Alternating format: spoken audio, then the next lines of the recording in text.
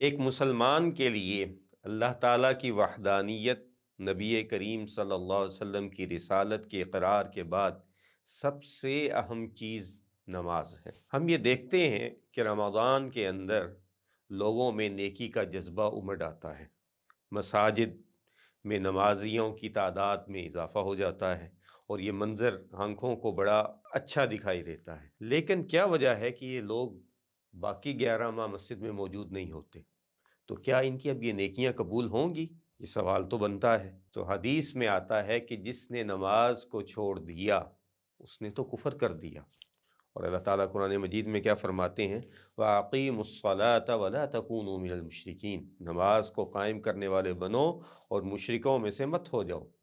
اور خود اللہ کے نبی کریم صلی اللہ علیہ وسلم نے کیا فرمایا کہ العہد بیننا وبینہم الصلاۃ فمن ترکها فقد کفر، کہ ہمارے اور ان کے درمیان، یعنی کہ اہل کفار کے درمیان جو عہد ہے، جو معاہدہ ہے، جو امن ہے، وہ اس وجہ سے ہے کہ نماز جو قائم کرتا ہے، تو جس نے نماز کو چھوڑ دیا تو اس نے کفر کیا۔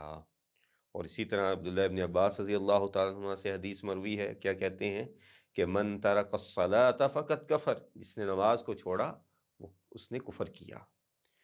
تو اگر تو کوئی یہ سمجھتا ہے کہ ایک نماز چھوڑ دینے سے اور نماز نہ پڑھنے سے کوئی فرق ہی نہیں پڑتا، اور جان بوجھ کے اور دل میں یہ یقین رکھتا ہے کہ اس سے کچھ بھی نہیں ہوتا، تو ایسے شخص کا حکم کافر کی طرح کا ہے۔ لیکن یہ یاد رکھیے کہ یہ حکم لگانا میرا اور آپ کا فرض نہیں ہے، ہمیں اپنی ذات کے لیے یہ جاننا ضروری ہے۔ باقی یہ کام علماء کرام کا ہے، یہ کام حکومت وقت کا ہے کہ وہ لوگوں کو اس کے اوپر مجبور کرے کہ وہ نماز پڑھیں، اور علماء کا کام ہے کہ لوگوں کو حکم بتائیں۔ لیکن ہمیں اپنے لیے یہ پتہ ہونا ضروری ہے۔ تو اس لیے اگر کوئی نیکی کرتا ہے نماز پڑھے بغیر، جان بوجھ کے نماز چھوڑ دیتا ہے اور یہ سمجھتا ہے کہ اس سے کوئی فرق ہی نہیں پڑتا، ایک تو وہ ہے کہ اس نے نماز سستی کی وجہ سے چھوڑ دی، اور جب اس کو یاد آیا اس نے پڑھ لی، اللہ تعالیٰ سے توبہ کی، تو اس کا معاملہ اور ہے۔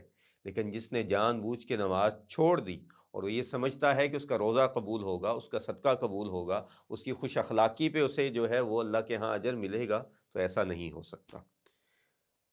تو سیدنا عمر فاروق رضی اللہ تعالیٰ عنہ کا یہ اہم حکم سن لیں کہ وہ اپنے عمال کو، اپنے گورنروں کو، اپنے امراء کو جب کہیں بیچتے تو ان کو خط لکھا کرتے، اور اس میں کیا کہتے کہ ان اہم امورکم عندی الصلاۃ، میرے نزدیک تمہارا سب سے اہم کام جو ہے، سب سے اہم جو حکم جو تم نے جس پہ عمل پیرا ہونا ہے، وہ نماز ہے۔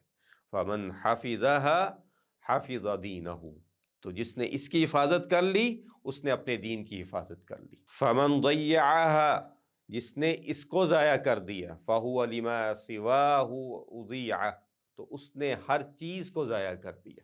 تو نماز کے بغیر میرے بھائی کوئی بھی نیکی قبول نہیں ہو سکتی، روزہ ہو، حج ہو، زکوٰۃ ہو، صدقات ہوں، نوافل ہوں، کوئی بھی چیز اس وقت تک قبول نہیں ہوگی جب تک 5 وقت کی نماز آپ ادا نہیں کریں گے۔ اللہ تعالی ہمیں صحیح نیکی پہ عمل کرنے کی توفیق دے۔